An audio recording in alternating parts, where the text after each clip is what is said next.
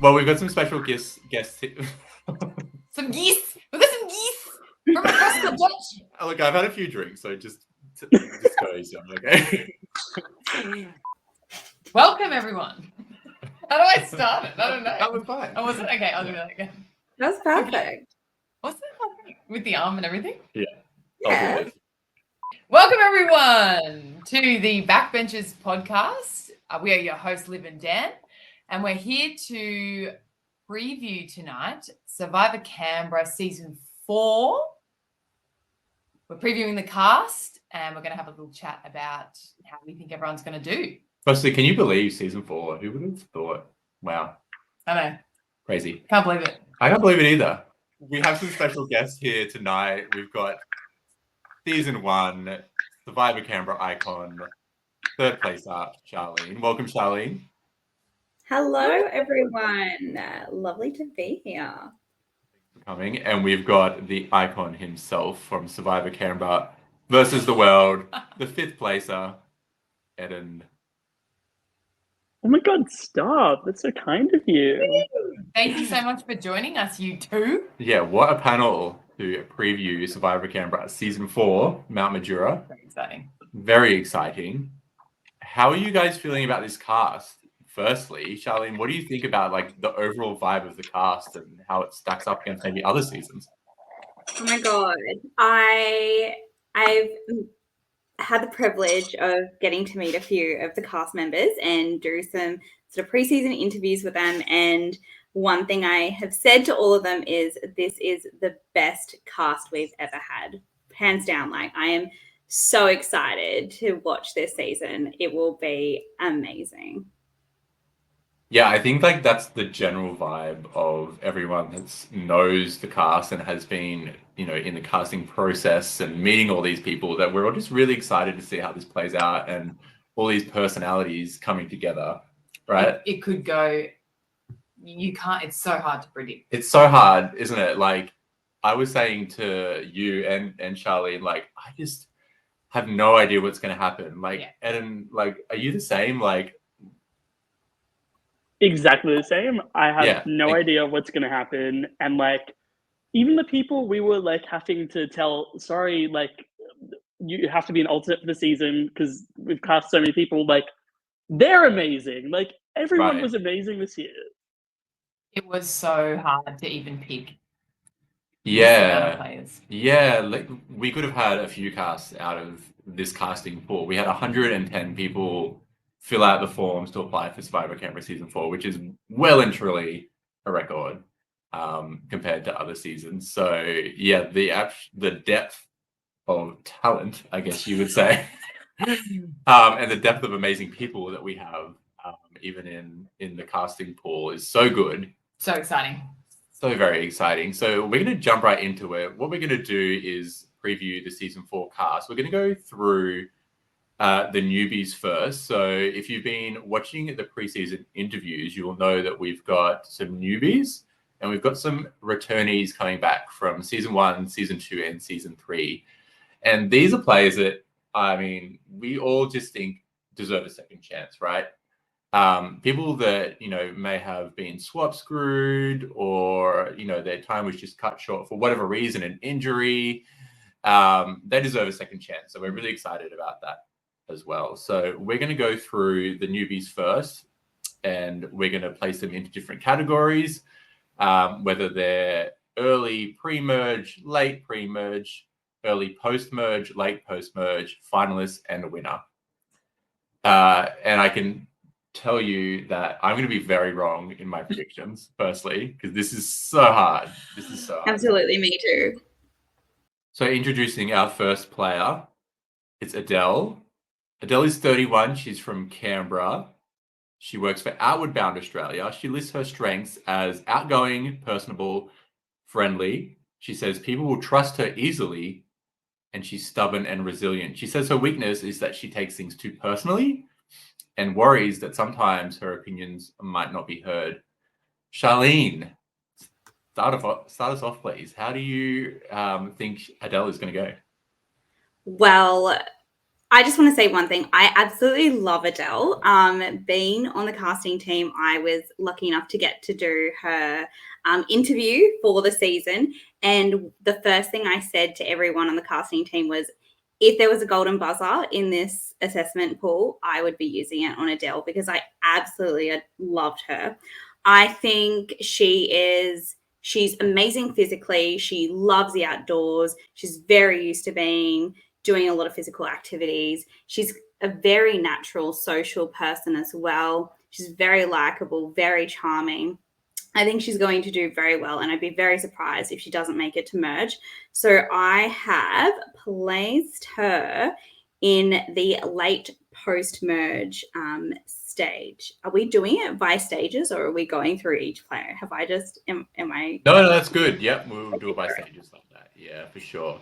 Yeah, it's a good point you make about Adele being an active person. I really do think she's going to do great in the challenges, especially the individual immunity challenges. And I could see her nagging a couple of early individual immunities for sure.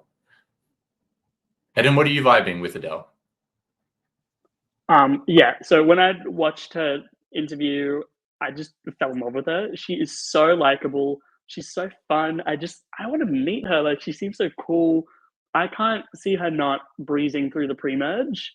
I think she'll be very sociable, very intelligent. She seems athletic. She'll be one of the big threats. I also have her in the late merge stage. I think she'll be one of the last few voted out.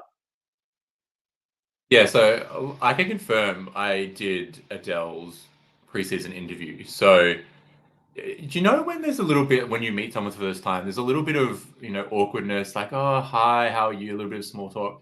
There was none of that with her. She just jumped right into combo, very natural, just very likable, very personable. And it just felt like you'd known her for months. And I think that's such a good skill in a really quick game like this, where you have to make those bonds so quickly. She's going to make those relationships right off the bat because there will be no awkwardness with her. She's just going to, she's going to just breeze through the social game, I think. Do you want to know where I do. I absolutely also love Adele. It was so lovely watching her interviews. She seems like an awesome person. I can't wait to meet her. Mm-hmm. Now, I put her late pre-merge only because, as I said, anything could happen. So whilst I think I actually initially had her earlier, impossible to place these people because they're just all so amazing. But I put her in a scenario of maybe people will see that about her and maybe someone will want to get her out early because they can see her going really far. Yeah.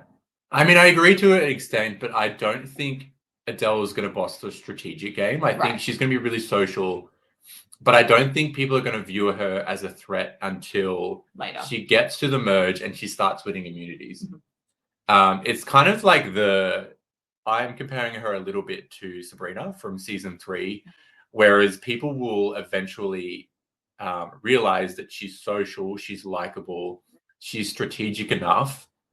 And if they let her get to the end, she has a really good shot at winning. And I think coupled with the fact that I think she's going to win a couple of immunities, I think that'll increase her threat level where maybe if she didn't win those immunities, it wouldn't be as high. So I had her like either late post-merge like Charlene and Eden did or early post-merge. I settled on early post-merge in the later stages of that because I think once she nabs those first 2 immunities, or first, I reckon it is, but I'm going with that. And I think that's when people latch on to the fact that she's a threat to the end game. So early post-merge for me. Yeah. Nice. You're all in cahoots on that one. Yeah. Except for you. I've been known to be out of cahoots. Known to be a bit rogue, shall we say. I'm okay with it. Speaking of rogue. Where is this going? Well, you'll see, and I think you'll agree with me, Eden. Our next newbie is Ben, 21 years old, from Brisbane, Queensland. He's a karaoke host. He lists his strength as his ability to form immediate relationships and sussing out who are the fun people that will want to work with him.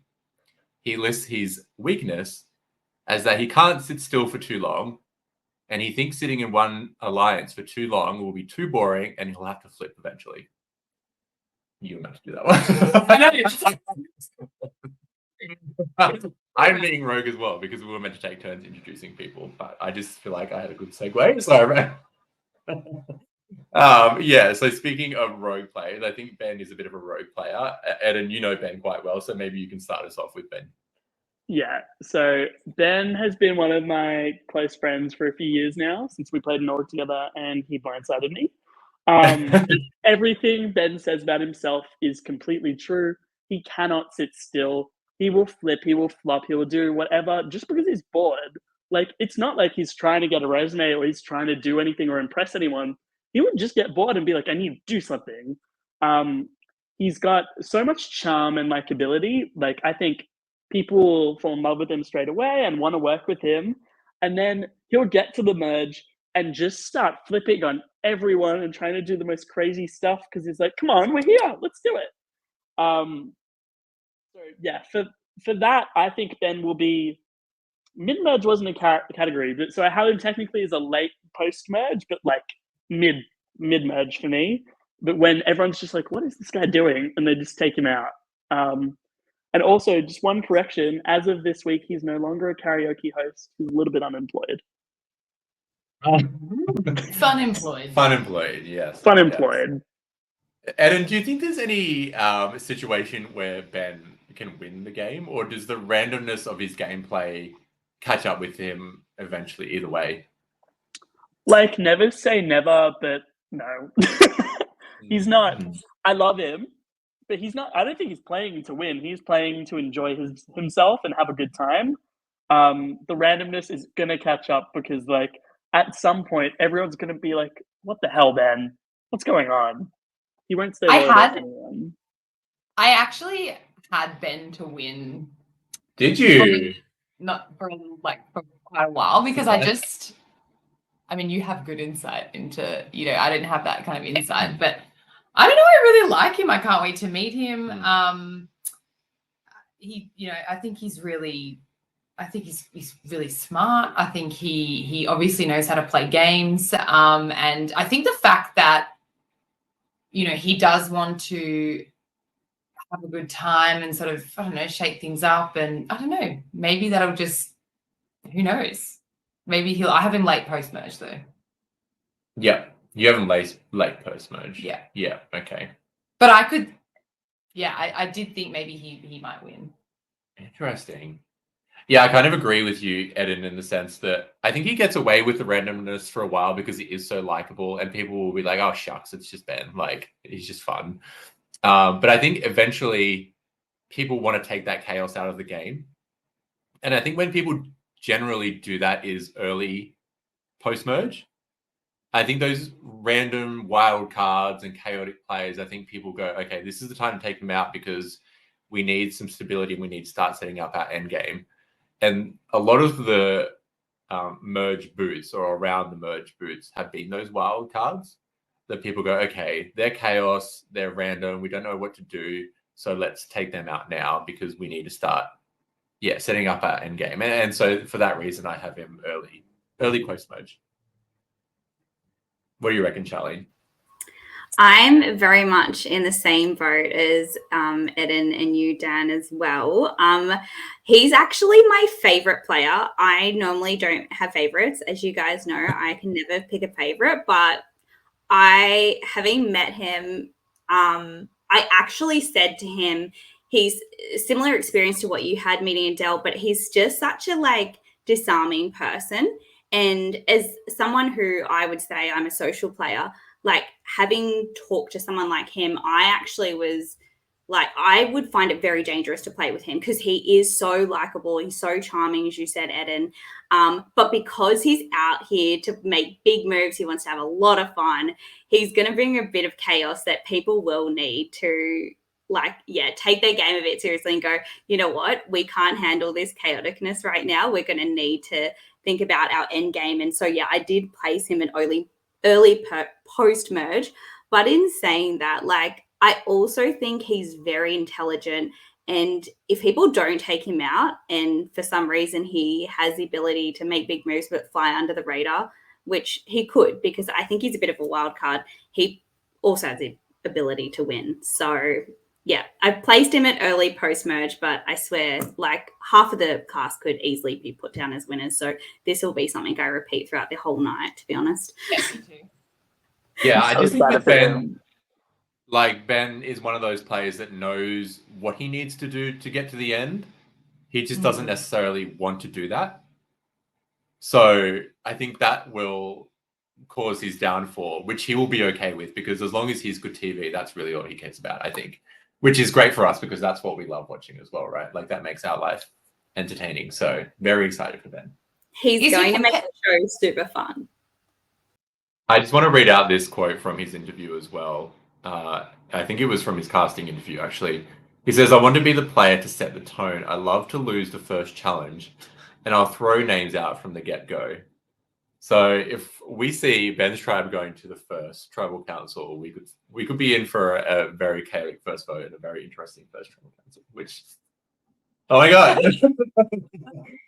Yeah. Okay. Well, good luck, Ben. Good luck. We hope you do well. Okay, so our third contestant is Derek. So Derek is 24. He's from Melbourne, Victoria. He's an employment coach.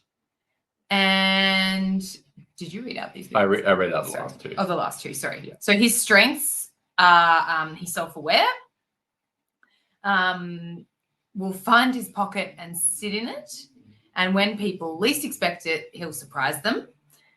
And he said his weaknesses are being able to stand up and sort of speak for himself. He thinks that that's a bit of his weakness. So Dan, I'm going to start with you. Oh, you're going to start with me? Yeah. Okay. And how do you think Derek will do? Yeah, so I know Derek quite well, and I think he's going to do really, really well. I think he's going to be a great social player. He's one of those really calming presences. So when you're in his presence, you just feel at ease. He's a little bit more on the quieter side, but sometimes that can be a detriment to players' games. But I don't think it'll be a detriment to Derek's game, because I think he knows how much he has to push and how much he has to pull, especially in that early game.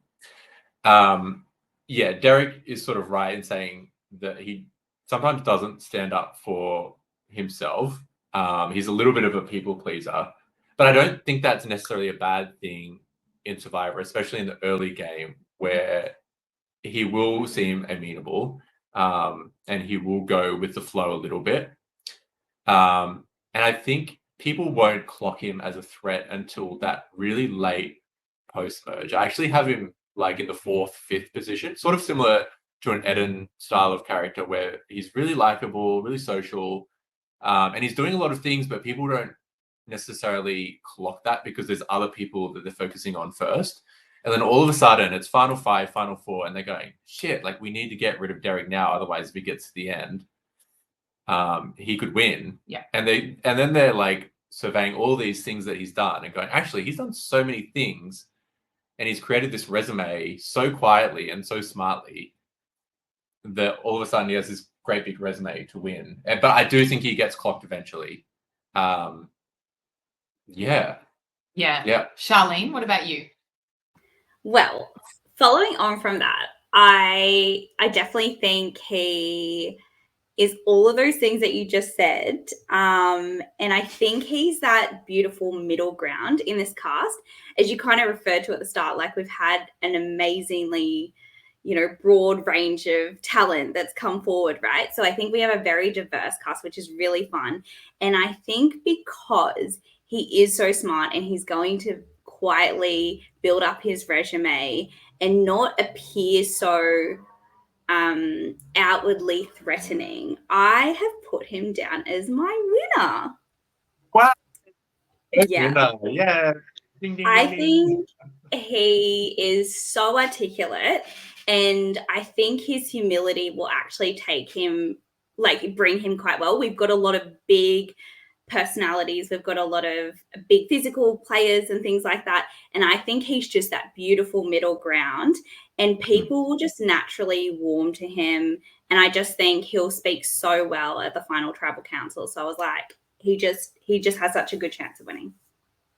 Yeah, and I did say he's on the quieter side, but at the same time, he's such a good speaker. Like, he will be such a good narrator of the season, which as an editor, I'm really excited about because he just sums up things really well.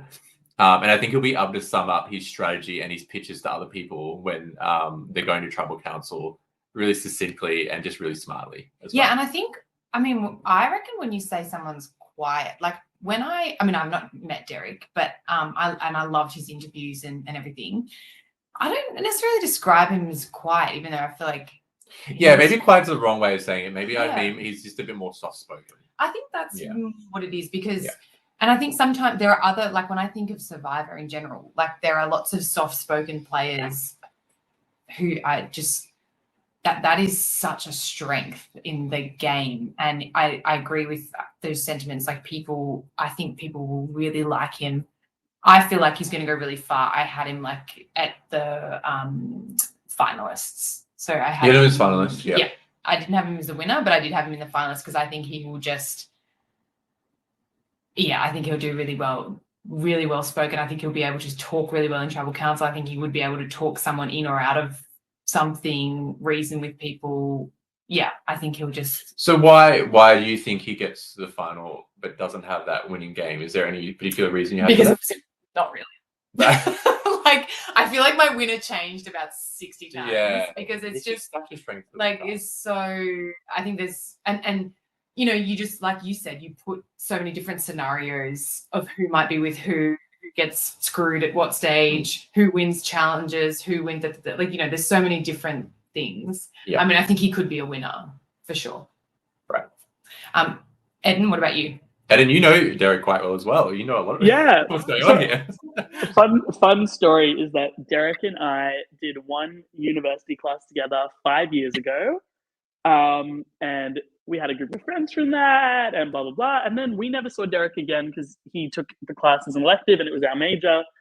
And then all of a sudden I see him on like Survivor Twitter in like 2020. And I'm like, do you like Survivor? And he's like, yeah. And then we reconnected through that. And I love Derek. I actually haven't seen him in 5 years, so I'm very excited to see him again. But I do agree with Liv and all of you. Derek is destined for a deep run in the game, I think. But I see his more because I think he does give a more soft-spoken first impression. And what I think can sometimes be hard is in such a fast-paced game, often it's hard to break your first impression that you give to people. And I think although he's definitely going to play an amazing game and I think he's going to make it to the end and be a finalist, I don't see him winning, not through faults of his own, but I think he might struggle to break the impression of him as a more reserved and soft-spoken person, if that makes sense. But I would not be surprised if he won. But he's so fun as well as being soft-spoken. So, and maybe in a game where, I don't know, people kind of want someone that makes them feel good and kind of safe. They sort of will latch onto him because he also seems, I don't know, he just struck me as someone that seems like he's, a lot of fun and kind of friendly and, everything that you want to be. Yeah. I think it's a good point you make, Eden, because reputation is everything, right? And people make their opinions pretty quickly. And it's one thing that I go back to Charlene with from season 1, and it's probably something that wasn't shown in the edit much, but Charlene is quite self-deprecating, and Charlene would say, I don't really know the game that well. I don't really know the strategy. I'm just here, and that was her lowering her threat level, which was a great strategy. But also people just started believing that eventually, and to a point where Charlene played an amazing game. I wish it really was my strategy. But you did play a flawless game, but unfortunately people started believing your own words, and to a point where your reputation was, well, she's saying so much that she doesn't know the strategy, and she's saying so much that she doesn't know the game, that they started believing you to a point where it didn't actually matter that you played a flawless game, which you did. Charlene was wrong. I agree that Charlene definitely deserved votes at a minimum, but people had believed her words, so it is like what you say becomes reality. And I think with Derek, he needs to break that stereotype as this soft-spoken person who's social and he's well-spoken. But as you said, Eden, does he have that not winning personality, but like, do people believe he's a winner, I suppose? Yeah. So we now have Jasmine. She is 32 years old from Newcastle, New South Wales. She's a secretary. And her strengths are that she's got a good ability to listen, to process and collate information, to be able to make friends, and also to manipulate people. Her weaknesses is that she thinks she shares too much, she cares too much, and she probably says too much. So, Charlene, where do you think Jasmine, what are your vibes on Jasmine? How do you think she'll go? Well, I think Jasmine is, like everyone we've mentioned so far, is very likable. So I think as far as before the merge, I think she'll be someone that her tribe mates will want to have around. She's also someone who, like Adele, is going to be very good at physical challenges as well. And she strikes me as someone who's very interested in competition. I know she's mentioned being involved in sports and things like that. And I think she will want to do really well for her teammates and her tribe mates. So I think people want to keep her around, but because she does have that sort of potential threat level, and yeah, you did mention that, she might get a little bit frustrated and she might show her emotions on her face, I put her down as early post-merge. Eden, talk to me. So correct me if I'm wrong, but Jasmine isn't really a fan of Survivor, right? No. Which I love. I think every good season needs at least one person who has no idea what they just got themselves into. It'll be so fun watching her work out the game and figure it out and fall into it. I have her as early pre-merge solely for the fact that I think sometimes those kinds of people don't get given a fair chance by the rest of their tribe if they don't really know what to do. Maybe she'll go off and she'll be like, we need to forage for wood. And then the rest of the tribe's like, she's gone off, she's looking for an idol, and then send her home. I think it just might be, she might fall into the trap of making rookie mistakes that get her sent home. Although I really hope not. I want to watch her the whole season. I think she'll be really funny. Yeah, I really, really like Jasmine. When I watched, again, I haven't met her, but I can't wait to. And when I watched her interviews and things, I don't know, it was a vibe. I really liked just her whole aura and her whole vibe. She was awesome. I think, I think she'll do really, she could, I agree, she could potentially go early, and maybe, some lack of game awareness might come into that. But I also, I'm just looking at where I put her. Sorry. Oh yeah, I put her, where did I put her?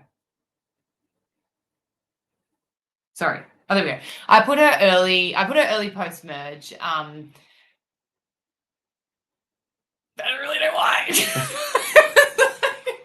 I just feel, I think. Do you think she's a physical threat and that's the early post-merge vibe? Maybe. Yeah. Yeah, potentially. And I think she strikes me as someone who people will really like, and she seems quite confident. She seems a really likable person, physical threat, and people could potentially, if she makes that merge, people might think, oh gosh, that person is. Yeah, because it's important to note that Jasmine has been into bodybuilding, powerlifting, she's a gym junkie. So if she does get to the merge, she's going to be seen as a physical threat just because of her appearance, I think, right? Where'd you have her? I actually have her as early pre-merge as well, unfortunately, because I would love to watch Jasmine navigate the game as someone who doesn't know the game. That's one of my favorite archetypes in these games. It's so fun to watch. It is. Alex, Joanna, people like that, Ed. Because they say the darndest things. They're so fun. Yeah. They're so creative. And it's just such a wrench in the plans of the people that really know the game. Like I Yeah. loved watching Joanna work with Michael and Ma, like two super fans that, had the theory about what was going to happen, and then Joe's kind of there. Like, and that was like a not an obstacle, but something they had to deal with as super fans and dealing with someone that didn't know the game at all. And like Alex. And Alex as well, yeah. Pulling out idols at the wrong times. And I mean, Right. amazing. Like, absolutely amazing. The best, my fave. Yeah, such a ride. So I have Jasmine going early, and it probably was a bit of a scapegoat because it's hard to place anyone early with this cast. But one of my theories about the people that go early is people will dump on someone that they don't think is going to push back that much, right? So if you're pushing a name early, and I think there's necessarily not a reason why they're even pushing that name. We don't really have a reason to vote anyone out, but let's vote Jasmine out because it's an easy consensus early because she's not a big Survivor fan, and she's not really going to have the know-how to push back against it, even though I would really hate it. Me too. I hope you're wrong. I hope I'm wrong. I really do. I think you're wrong. Yeah, me too. I also think that there are some Survivor fans in there that are more vocal, and I'll talk through that later when we get to them. But I think that they're going to be seen as a bit more outspoken, and I think people will be like, we need to get rid of them before we get rid of a Jasmine. And I think she'll just be a good camaraderie to get her through to merch. All right. So next we have Jordan, 42 years old, from Canberra, ACT. He's a gym manager. He lists his strength as a challenge asset, and he's strong, and he's a team player. He lists his weakness as not good with puzzles or things that come with thinking. Which is a great. Yeah. Now, I just want to say this quote as well that he had in his preseason interview. He's not afraid to speak up and say it how it is. If someone pisses him off, they will know it. And I believe that with Jordan. I think if someone does annoy him, they'll have it. So yeah. Charlene, how do you think Jordan is going to go? What are your thoughts? I think he's going to be a lot of fun to watch. I actually found him the hardest person to place out of everyone. I was just constantly going back and forth being like, oh, here, no, here, no, here, no, here.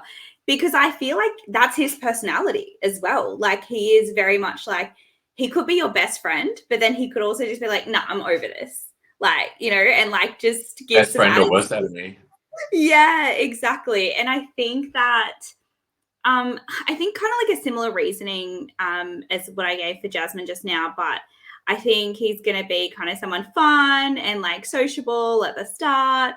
But then I think that, he's like maybe impatience, and then the threat of him winning individual immunity and these other like Survivor, experts or super fans might be like, oh, we've got to get rid of him before he makes it all the way to the end and somehow ends up like blindsiding or wild carding us at the end or something. So I've put him down as early post-merge. I still don't know if I feel confident with that. Like, I just feel like he could be anywhere. I found it so hard to place him. Yeah, can I also just say, I found it really hard to concentrate on that answer because I'm absolutely just living for Eden's. I know. Sorry. So, Eden, firstly, domestic. I have two questions for you. Firstly, what are you cooking? And secondly, what are your thoughts on Sean? I'm making a salad because I felt fat today. And that was good. Yeah, except the avocado was too ripe, so I just fried it. So I'm hoping it tastes good. That's one. And two, what was your second question? Did you fry the avocado? Did you just say yes, you fried? I've done it, but I love fried avocado. I've never had fried avocado. Neither have I. I just felt like doing it one day. Like, I don't know. It's... Oh my god, it's so good. Okay. I was scared. Sorry, what was your second question? Jordan, Jordan. what's your vibes on Jordan? How do you think he'll go? I have no doubt in my mind that Jordan will survive his original tribe. I think he'll establish himself in alliances as being very sociable. People will gravitate towards him. No doubt there. I think come a swap, he is just the most blindsidable person on the cast. I think his personality is so strong that if he's in a minority, they're like, okay, that's our target. And I think if he's in a majority, someone willing to make a move is like, okay, that's my target. So I have him late pre-merge, but only because, like, out of like respect to him, if that makes sense. Like, I just don't see any smart player letting him get to the merge because it's so obvious how well he would have been doing on his original tribe. I agree. I didn't think about, I like what you just said there about the target thing. If there was a swap, I'd not ran that scenario in my head for Jordan. I didn't either, funnily enough. Yeah. That's strange. Us You run agreeing? every scenario in your head. I think I just was Come stuck on, on Jordan Dan. making the merge, to be honest. I was too, Yeah. and the only reason I was stuck on that, which is so like, I was just like, oh well, he's obviously super fit, super physical, and maybe there'll just be the whole let's keep him like we don't want to vote, and he'll be very like he's super friendly. I can't wait for him to play Charlene. Same. Like I think he'll be amazing to watch, and I think he'll make really good friends, and it'll be like he'll probably be able to get into an alliance. But I think he'll probably just be kept. I just think he'll make merge. I just get the vibes he'll make merge, but then I think he will be a threat post merge. And the reason I put him early post merge was because I thought someone might think if we don't get this guy now, he might go to the end. Well, Olivia, I think we're agreeing. No, High five. Get out of town. I have Jordan. Never. I have Jordan early post merge as well. So Stop it. I do Cheers think. to that. Cheers, viewers. I'm proud of you guys. Except, what the heck? except if you're sad saying that because I'd love to see him play all the way to the end. Oh yeah, true. We shouldn't be cheersing Jordan. Cheers. Yeah, I think Jordan's the center of the tribe socially. I think he's the loudest person on the tribe. I think he's the most social person on the tribe, and I think everyone's going to gravitate towards him, as you all said.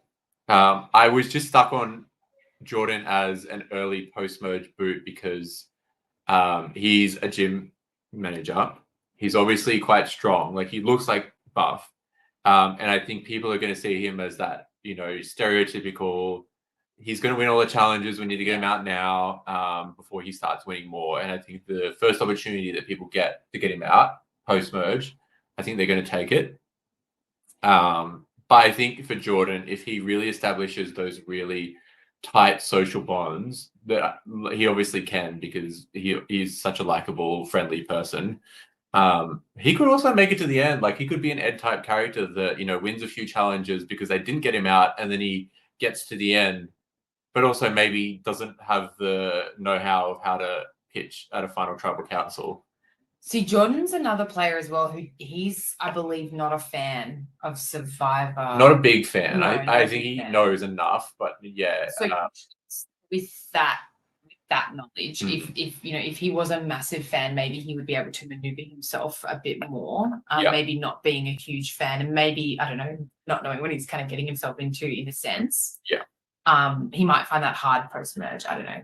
Yeah. Yeah, because as we know, post-merge, things really ramp up and the strategy ramps up and, some people might get left behind or they're going to, right, sink or swim, I suppose. Nick can just win everything. Yeah, he might. Win all the challenges. Right. All right, next we have Mark, 60 years old, our oldest contestant from Canberra, ACT. He's a retired public servant. He lists his strength as his ability to read people and get people to give him information. His weakness is that he has no patience with wishy-washy or moody people that say or do stupid things.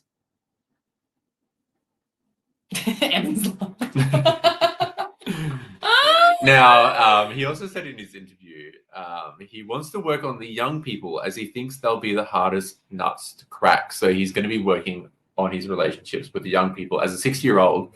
And he actually said he's going to lie about his age. He said he's going to say that he's younger than what he is. Charlene, how do you think that's going to go for him? I am obsessed with Mark. I'm obsessed with him. I want to be friends with him in real life.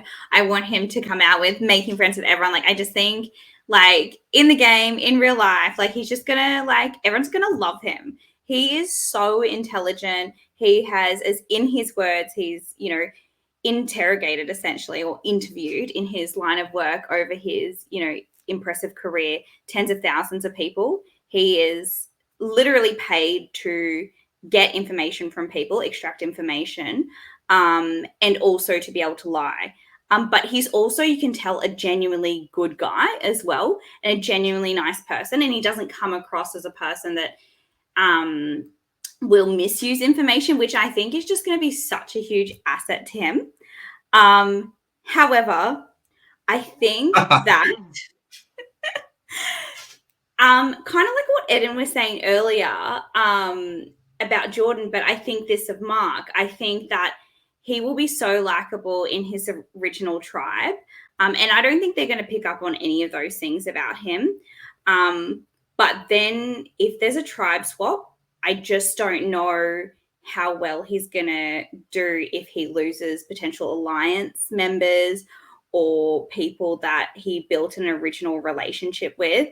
I just think that it's quite a volatile environment when you do a tribe swap or a merge. And I think he might, in his words, he doesn't like wishy-washy people. And that's when all the wishy-washiness comes out. When you do a tribe swap and you've got to have some snarky things going on. And I think he'll be really good at those one-on-one relationships, but you just don't have time for that in this setting and in this game type. So I have put him down as late pre-merge. But I really am unsure about that. I just love this guy. I want to be friends with him. Mark, if you're watching this, please, you know, hit me out. I agree with everything you're saying, but I think the things that you're saying are a positive. I actually think might end up being a detriment to him. I think he will be very good on those one-on-ones, but I think in the early game, those one-on-ones might not present themselves to him as early as he might want them. And I think in a group setting, he might get lost in the shuffle a little bit. And I think early, people might be a little bit sus on his style. Like if he's trying to interrogate people, I think people might get a little bit caught off guard by that. I always forget that this is 48 hours. It's like not 48 even. hours. It's not even 48 Right. hours. It's hours we have, which is not very many. Yeah. And I do always forget that when I think about these things. And some of the stuff you guys have been saying I want to change some of my things around already. Yeah. You know, my list just based on what you guys have been saying, because in such a short, and you guys have played it. I mean, you know,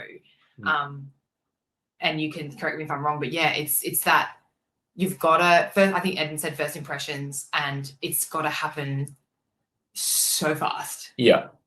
I think Mark's one of those people that maybe the first impression isn't his best impression. I think Mark does better when he's gotten to know people a little bit better. And I think people will not know what to do with him early. I think he's, as a super fan, as a really big fan, is someone who's, I know, is really, really excited to play and really keen. I think he's going to do too much. And I think it's going to unsettle people. Not in a bad way, but they're just going to not know what to do with him. And I have him early pre-merge. I agree with you, Charlene, though. I love Mark. I want him to go far and do well. He's such a fan. I love that he's like applying and playing. I love that he's in the cast. Yeah. I kind of, when you were talking about Jasmine being the kind of someone that's, I guess, if you're in that first sacrificial lamb, a little bit, like maybe I found it really hard to place Mark. I put him early pre-merge for exactly that reason, that if they get in, he's, you know, potentially somebody that just could be that first vote, because he's kind of, I don't see him as being like loud and out there. Yeah. I see him as being a bit reserved in those initial interactions in the game. And if they happen to go to tribal first, you know, that's just I just place him there. But I hope I'm wrong. Yeah, I could see if that tribe wins immunity like the first couple of times, if he gets, you know, his footing in the game, I think he's going to be such a dynamic and such a fun player. And I think some of the strategy and seeing him maneuver through a late game would be really fun, because I think he's going to play hard, and I think he's going to try really hard to win. Yeah. If you could make merge, that would be. If you could make merge. I want to know your thoughts on Mark, Eden, but I also want to know how you would deal with a player like Mark as a player, because obviously you and Charlene have such a unique experience of being players. How do you think you would deal with Mark early game?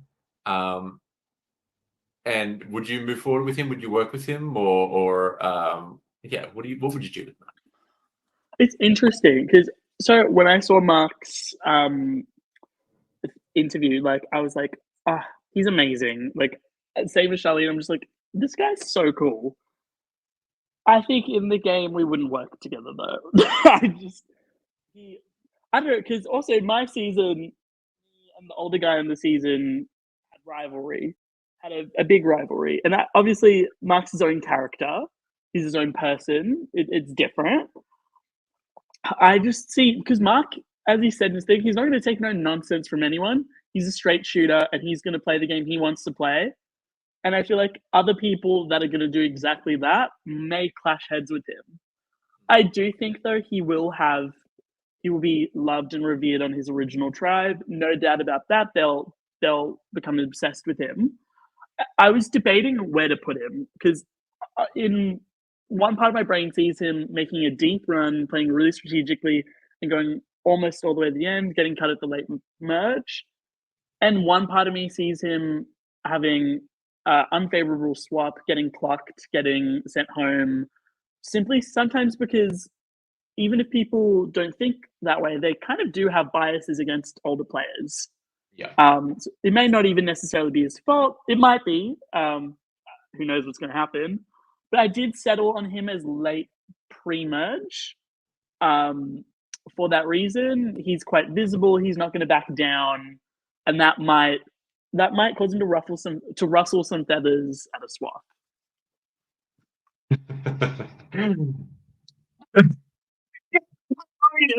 Sorry. That's just the creepiest laugh. No, that's really good insight. Yeah. You did not ask me, but I would just like to say, if I was going to play with Mark, I would totally want to play with him, and he would be one of my allies. Not that anyone did, and everyone already knew that based on my original response, but I just wanted to put that in there. I would love to play with him. Oh, I'm glad. Yeah, I'm glad. I feel like I would as well. I would, yeah. I could see you working with Mark. Yeah. I could see that. That would be a power couple for sure. I definitely could see it. I can't wait to meet him, and I can't wait to watch him play. And I really genuinely hope I'm super duper wrong. I hope I'm wrong too. And I just want to say that I think I'm probably wrong. That's what I want to say. And I think Mark will be so fun to watch regardless. And I really hope he does well. Our next contestant, our next newbie, which is Mars. So he's a 21-year-old from Melbourne, Victoria. He's a filmmaker, and his strengths are that he's physical, and he has the social and mental strength for the game. And his weaknesses are that he has a resting, annoyed face, and he feels, it's a bit in that vein, he feels he looks unapproachable because he looks really angry. Yeah, I want to say, and I wrote that down for a specific reason, because I crewed Melbourne Survivor season 4, and Mars played that season. And I won't give any spoilers. It should be out by the time we show this. But it's true. He does have a resting, annoyed face. And I did a couple of his confessionals, and I really wasn't sure if he liked me or if I was doing a good job or whatnot, because he just had a resting, annoyed face. And when he was talking and when we were interacting, he was really lovely, but I just found him a little bit hard to approach because of that reason. And it's so glad that he addressed that, because it's exactly what I was thinking. when I was crewing I that season. never thought that when I looked. Really? At Yeah, No. okay, yeah. Anyway, what do you guys think? Let's start with Eden. What do you think? How do you think Mars will go? I really like Mars. I think he's insanely sociable, resting bitch face aside. And I just, yeah, I feel like I would be endeared. I would want to work with him. He's obviously very intelligent. Like he seems like the whole package. My not fear for him. My prediction for him is that he might get a little bit into gamebot mode as strategic people who, especially ones that have played before, do. They sometimes compartmentalize and like we're doing this, we're doing this, we're doing this, and I think that kind of gameplay often results in an early to mid merge kind of boot, which is where I have him. Technically early, but like mid. It's Sorry. It's really interesting. And here's one of the things he says was he plans to disguise his strategic mind. And maybe that's a little bit what you were saying. Like he's probably aware that he's got that like strategic mind going. And is he going to be able to disguise that enough in this game? I also think, and Dan, you can correct me if I'm wrong because you have seen him play. Sometimes super fans, especially, like they have this is the formula of how Survivor is played. This is what we do at this time. They fall into it, and that often leads to just like an early merge boot because they maybe should have taken more risks. I don't know if he's risk averse. That's just the vibe I've gotten. I could be completely off. I mean, obviously, I have seen some of his game. I didn't see the whole season. But I also wonder how he will play in a second season. Whether True. the motivation to win will outweigh everything, or is it I've played already? Let's have fun. Let's, cause a little bit more chaos. Said in his interview, again, someone correct me, I think he said, I'm not playing to win. Yeah, I think he did say that he wanted to play this second season for fun. People say that though, don't true. they? And it's not necessarily the truth because they get into the game and, their competitive side takes over. And I see Mars as that really competitive player. Whereas if he sees a path to victory, even if it's not the most fun path, I think he will take that path if he thinks it's the right path. Is there an of not with Mars in particular, but just with anyone, like hiding in plain sight? So I've played before, I'm not playing to win, as a way to be like, I'm definitely not going to win, so don't worry about me, kind of thing. Or yeah, I think it's important to note that people won't have seen his season. True. When we're filming, when we're airing this, the season will probably be out. But when we're filming the season, people won't know who Mars is, so they won't know his threat level. What he's capable of. But I think people will look at Mars and see a physical threat. And that's what he was saying. He wants to mask his strategic game with his physical game because physical game is less threatening than a strategic game, right?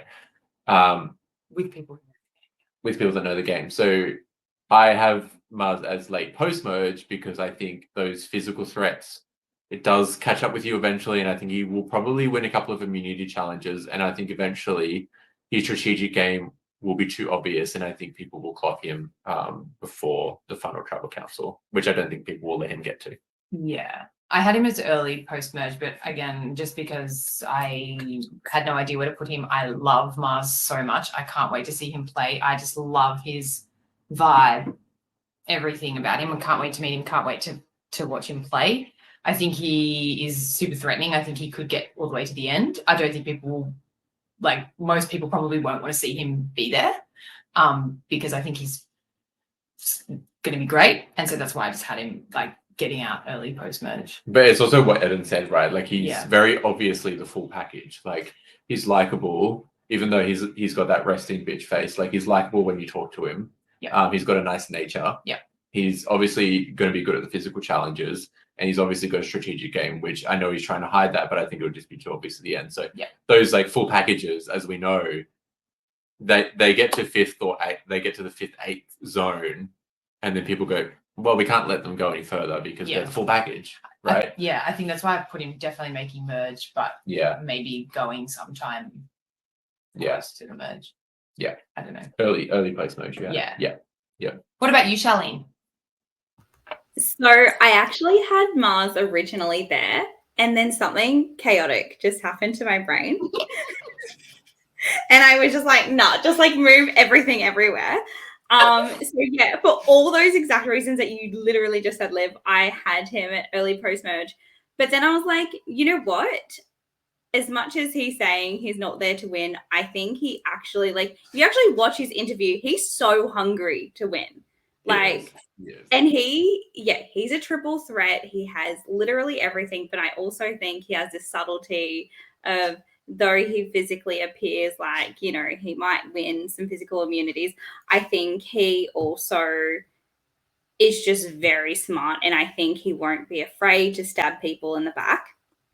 And I think that my sense is that the people that are more towards the end, like they will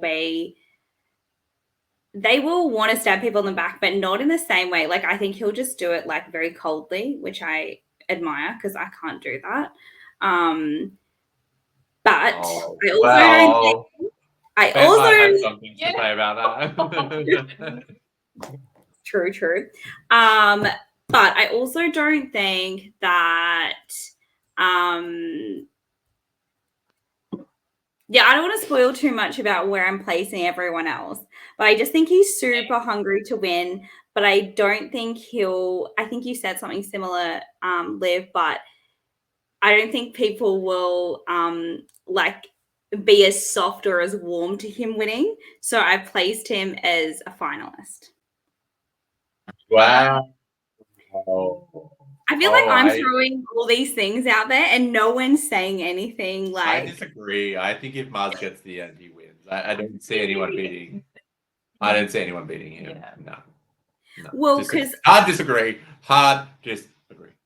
Which no, so I get where you're coming from, but I was thinking about who are the other people that I think will be on the jury. And I was thinking about the way that their brains would work, not knowing how the game will pan out, obviously. But I just feel like there will be a certain alliance and a certain type of people. And I feel like they will lean towards more the Derricks, who I put down as my winner, as opposed to the Mars. But I definitely think that he could easily win because he clearly has all his skills. Okay, so now we have Mushy. She is 22 years old from Canberra. She's a pharmacy student. Her strengths are she can read people's emotions and their strategies, and she'll suss out who she can work with pretty early, so she thinks she'll be able to do that. Her weaknesses are she feels that she's hesitant with confrontation, and pushing people off the cliff, which I think means voting people out. I think that was her way of saying that she's worried about when she has to do that. Yeah, she's going to react. Correct. To those people. Yeah, I think is that so. Right? Yeah. So, Charlene, how do you think Mushy's going to go? Where'd you place her? What's your vibes? I found it very. That's why my name is Dan. Sorry. I just noticed that I should have wrote down Liv, but I just wrote down. Sorry. It's just Dan. Two people are now one. Oh yeah. So I feel like it's really cool that Mushy's playing because I don't think we've ever had anyone like her. She is so unique and she is so articulate and intelligent that in her casting interview, she just came across as like I was intimidated watching it because it was just like, I just think she's so intelligent, but in this like very subtle, reserved way. And I just, it's going to be amazing to see her play. And I'm very interested to see how she'll play with those big survivor personalities. Yeah, we've mentioned Ben like earlier, and I'll find it really interesting to see her play against people who do say very openly what they think about someone or if they're annoyed at someone, because I think she'll be total contrast to that, right? Like she gives me very much diplomat vibes. So I think her contrast to other people's personalities is just going to be very beautiful to watch on the show. I think that her original tribe will like her a lot because of those qualities, but I feel like she's going to get caught in that crossfires, of a tribe swap. I'm just a bit worried. I feel like she's the type of person that she'll want to push herself. She talks about doing adventures and things like that, and she'll want to have a bit of fun with it. But I just don't know, having, her original relationships, how that will go, and then her having a bit of fun, like how that will play out. So I've put her as late pre-merge. I agree. One thing that I didn't realize about Mushy until I met her, because I did her preseason interview, is that she does come across as this reserved, quieter character that's very succinct and says a lot, but says it in a very succinct manner, which I love, as we all know. But off camera, she was very willing to give her opinion and her recommendations on things and what she thought I should be doing with things. And I'm so curious to see how that's in the game, because I think she won't be afraid to tell people her opinion and speak up, which I will find very interesting as well, because she's clearly a very, very intelligent person. What did she recommend? So we were talking about sponsorship, and I was talking about the people that we have approached about sponsorship, and she was like, no. You're doing it all wrong. Oh, I love her. I love her. She was like, this is what you need to do. And I was like, I love it. But I wasn't ready for it, I think, as well, because she's just like more reserved, quieter person. I love but that. She's clearly so intelligent, and yeah, she had a lot to offer in the way of advice and recommendations, which yes. I think she's got such a, I can't wait to meet her. She seems so genuine, so just such a lovely person. I love this as well, that she wants to leave behind a trail of motivation and positivity and be remembered as Survivor Canberra's sweetheart. Like, that is so sweet. Yeah. And I really hope that is, like, I'm sure that will be true. I think she will. I think really, like, she's got such a great story, firstly, and I think she's just a ray of sunshine and positivity. Yeah. And I really hope her tribe sees that. I hope that there's some, now knowing your backstory with the, off camera, I hope I see that when they make decisions about votes and stuff. Yeah. She's like, bad idea. Let's not do that. Yeah. That's so exciting. Oh, that's so good. Yeah, no, I love Mushy. Look, where did you have her? Look, I didn't know. I honestly didn't know where to put Mushy. I had her as early pre-merge, but I honestly don't think she's early pre-merge. Like, but I just didn't know who else was going early pre-merge. Which I've got absolutely no reason. Like, yeah.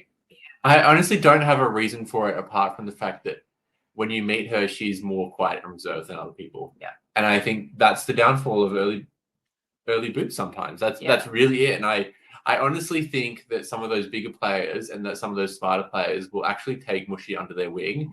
And I actually think they will work with her. So I'm contradicting myself. Yeah.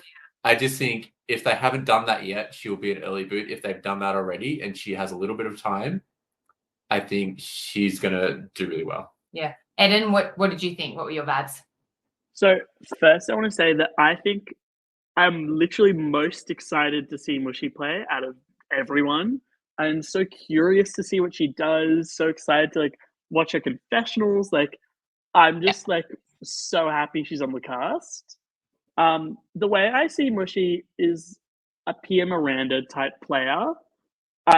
I think her biggest hurdle will be the early original tribe phase, because she is a little bit quieter and more introverted than a lot of the other personalities on the cast. In addition, she's quite clearly smart. She's quite clearly analytical.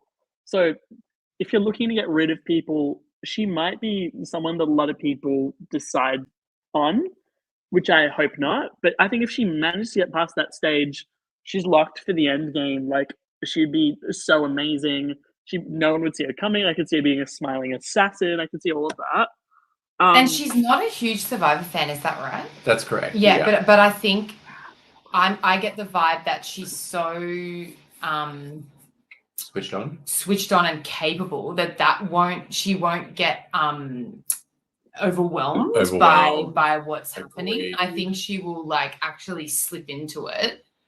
And so yeah, like you said, Eden, if she made it beyond that initial game, she would probably make it really, really far. Yeah. And so I was tossing and turning as to whether to put her early or like winner. Now this is not a hope. This is like this would be the death of me. I did predict her as early pre-merge for those reasons, but like if I'm right, I'll cry. Like like I don't want to be right. Yeah. I think, Charlene, you made such a good point. Like, she's like no one else we've ever had on Survivor Canberra, and she offers such a unique perspective on the game. And I'm just so excited to see her perspective on the game and how she will think about maneuvering through the game, and her theories on the game and her theories on the other people. I just hope we get enough time with her that we get to see all that, because it's unlike anyone we've ever had before. Someone so intelligent. I'm just so excited, and I just really hope she does well. I hope she does make it past that early game, as Eden said, because I think she could be in the long haul if she does. And she'll be our sweetheart. She'll be Survivor Canberra's sweetheart. Oh, a ray of sunshine. She's a ray of sunshine. We've got Natalie, 36 from Canberra. She's a public servant. She's also, right at the moment, a stay-at-home mum, but a public servant normally. She says her strengths are her social game and being perceptive. She's very detail-focused and will spot the sneaky people easily. Her weaknesses simply is that she's a terrible liar. She says, if I win, it'll be because I've been able to make those people that I've had relationships care about my journey. I love that quote. That's really the core of Survivor. Yeah. Making people that I've had relationships care about my journey. And that's the reason why I have Natalie as my winner pick. Whoa. Yeah. I have Natalie as my winner pick. And meeting her in person, doing her preseason interview just made me fall in love with her even more, because she's honestly got everything. She's got that killer instinct. Yeah. That sometimes really social players don't have, but she's got the killer instinct of Amar. She's got the social game of Amar, or a Jeremy. And I think she will be capable enough physically that she can maneuver the early game as well. I think she's got everything. I think she's amazing. I can't say enough good things about Natalie. I just think she's got everything. Yeah, I had Natalie as a finalist. I really like her. Yeah. I think she's going to be great. She's amazing. Yeah, I agree. I think when you're watching her interview, I've never played the game, but I feel like she's someone I would work with. I would want to be with her. You want to be around her. I think she's, like you said, I think she'll do well. Like, she'll do well physically. She's a fan. She's a super fan. She's a super fan. So that'll be helpful, I think, for her. And she's hilarious. Like, she's funny. She's fun. I think she'll talk well. Like, she'll do confessionals well. I think if she had to speak to a jury, like a quote like that, she's obviously... She gets it. I think she just gets it. Gets it, yeah. And I think a quote like that, making people care about my journey, she's a storyteller as well. And I think that's quite important, because she will be able to sum up her narrative. Do you guys remember her casting video with the gnome story? Eden, you actually did her casting. I was not prepared, because I think one of our questions was like, do you have a fun fact? And she's like, sure, like, I paint gnomes. And I was like, oh, cool. And then she launched into how 5 years in a row she was entering these gnome painting competitions in Canberra and how competitive and cutthroat it got. And she showed me all the gnomes, and they're incredible. I just like fell in love with her straight away. And like, let me tell you, like, that sounds like a really uninteresting story, but it was so engaging. She was so engaging with that story, and I was along for the ride of her gnome painting journey. And I think someone like that is going to take us on her journey, and I think she's going to just win everyone over at the end. Where did you have her, Eden? So I think Natalie's going to be one of the strategic forces of the season. Oh my God, she did such a good interview. Like, every answer I heard, I'm like, that is like the best possible thing you could have said ever. She is in it for the long haul. I also have her as a finalist. The reason I don't have her as the winner is because I think she might actually go too far and be too devious. I think she's going to play a great, excellent game. People might be like, Natalie was robbed. But I think she may just play so well strategically that people feel burned. I love that. Yeah, see, I disagree, and I don't know if it's because I haven't met her in person. Look at me. Yeah. Name dropping here and there. Name dropping over here. I just think she's just likable. Like, you just like her, and I think you just want to award someone like that the victory. Like, I think it did remind me of Mara in a way that you just can't deny it. Like, and you can be bitter at some people, but I just don't see people being bitter at a personality that's so likable. Yeah, and when I think, did you say that she was going to be cut? Like, was it cutthroat? I said cutthroat, I think. But when, like, cutthroat in a sense of like so lovably cutthroat, like so not like. I don't think you'd be burning. mad at her. I think people will be No. mad at her for a second, but I mean, if she makes the end, I just think people are going to give her a dues. I think it's going to be like, well, Natalie did that. Like, Do you think she'll play a little bit like, I can't, but do you think she'll play a little bit like Jeremy, where she, like, he was voting people out and then going later and being like, oh, I had to vote you out, sorry. And then we're kind of moving on and, you know, kind of mending those relationships like that and just kind of playing that. Yeah, I think Jeremy was a little bit softer about it. Right. Like, Jeremy's nature is a little bit more softer than I picture Natalie doing it. I see Natalie more as a Ma vibe, where she again did the same thing. She had to vote people out, and she had to reconcile that afterwards. Yeah, I think it's a different vibe than Jeremy. More of a Ma vibe to me. Yeah. Charlene, what are your vibes? Where did you have Natalie? So I also had Natalie as a finalist, but We've all predicted her going to the end. So she's clearly going to the end. Like, that's obviously locked in. But I don't actually understand my rationale for why she doesn't win. Derek, Mars, and Natalie. That is a final three. Wow. I don't understand. If that is a final three, we're in for a fucking hell of a season. I mean, if anyone does, but you know what I mean. Absolutely. But I feel like she has this grit and tenacity from, I think, her current stage of like being a new mum in the last few years as well. And I feel like she's like really taken that on board, but she brings in that likable character that you were talking through, Dan. And I think she's going to have, this is just my prediction, and that's why I don't understand why I didn't put her down as a winner now that we're talking through this. I actually had her in my head as a winner. Never too late to change. You can agree with me, Charlie. That's fine. Yes, I have two winners now. Don't make me decide again. Yeah, so I think she's going to have this women's alliance. And I feel like she's going to have to make some choices. Some of them might get voted out by other people, but I think she's going to have to make some choices at some point. But I think they're going to respect that. And I'm like, based on all these reasons that I've written down, I'm like, why didn't I put her down as the winner? But yes, she's definitely in my books. Like, I can't imagine her not making it to the end. We have Will, 24-year-old from Canberra. He's a geospatial scientist, which is the coolest thing ever. His strengths are his positive attitude.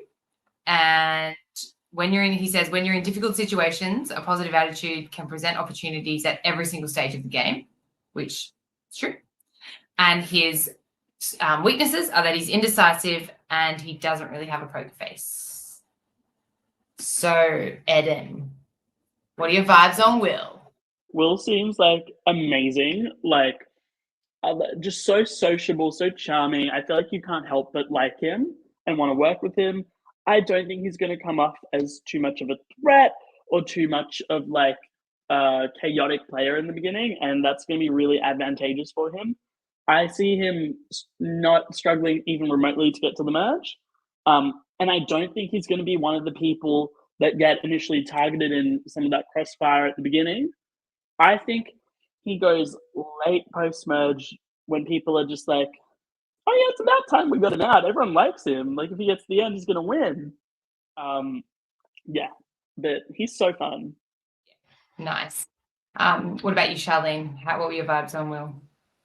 I was lucky enough to do his casting interview, and as soon as it finished, I think I told everyone in the casting team. We all remember. I'm like, I want to adopt this person. I'm pretty sure that's illegal, but I was like, he's just so lovable, and like you just can't not like the guy. Like he's just, as Eden said, he's so charming.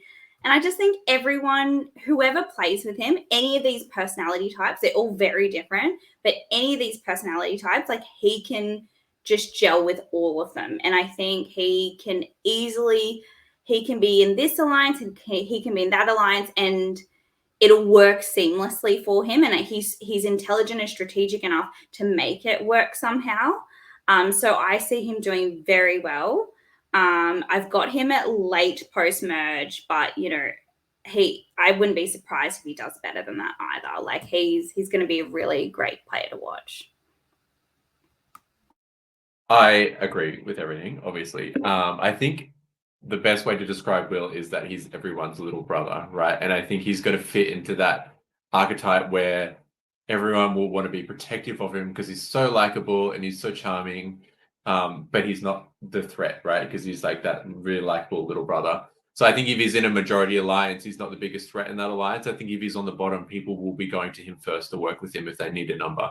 So I have Will as a finalist. I actually think he's going to get votes as well. I think he'll probably come second as far as the vote count will get. As you said, Charlene, I don't think he's being targeted early merge. If he does get targeted, it'll be late merge, but I just don't see him getting targeted at all. Yeah. Like I just see him getting to the end. I just wonder if someone's just going to have a slightly better resume than him. That's the only thing. I just the opposite. Yeah. Because he just struck me as someone who, again, like you said, I don't think he'll be targeted. Like he won't be the target yet. He probably should be the target. Because I think he strikes me as someone who'll play the game really, like he'll play really well. He'll be very strategic and he will make moves. And I've actually just read here that he also said that if the opportunity arises for him to make a move, he will make it. And so he is going to take things on, and he wants to flip things around if he can, which might create his resume, which also might cause him problems, but also might create his resume. And I actually had him as a winner. Whoa. Yeah, he was my winner. I mean, it was so hard to pick a winner, but I don't know. I just see Will as someone who he should get to the end, and I think if he plays and makes some good moves and builds his resume, I can see him being loved by the jury, being able to talk his way through it, and I see him as potentially the material. We are moving on to our returnees for the season. You guys ready to do it? Mm-hmm. So we're going to start with Anthia. Anthia is 48 years old. She's from Moss Vale, New South Wales. She is a knowledge consultant. She learnt from her previous season that she needs to foster relationships with a wider range of people. She's got to have clearer eyes and a bit of a colder heart and be a bit more calculated and analytical. When in this season, she wants to come back. She does want to have a bit more fun, be more aggressive in the game, and correct a few of those wrongs. So I think it's appropriate to start with Eden with Anthia because, the love of your life, the love of Anthia's life, as she said in her previous interview, and two close allies. So we'll let you start. I loved Anthia from the first second that I met her, which is weird. It's weird to like click with somebody so quickly, but we really did. And I felt we have similar jobs, we have similar energy, similar like I felt like I'm like, oh, this is me in like 25 years. Like it crazy. Like, and oh, she was so robbed. She was because she was doing so well. She had pioneered this alliance and done all this stuff and found the advantage, and like it was just so heartbreaking to watch her go home. Well, like I'm sure everyone will be crying when they watch that. So I'm thrilled that she's getting another chance, like over the moon. I'm gonna go all in. I think Anthea has everything it takes to win. She is my winner pick. I think she is going to learn exactly the pacing, exactly what she's meant to do. She's not going to be blinded by the headlights this time. She's going to be focused. She's going to be in, and she's going to be in it to win it, and she's going to win it. This is Anthea's season. I love that, and I love the returnee winner type pick. So, do you think that her having played before, you don't think that target will be too much of a threat? No.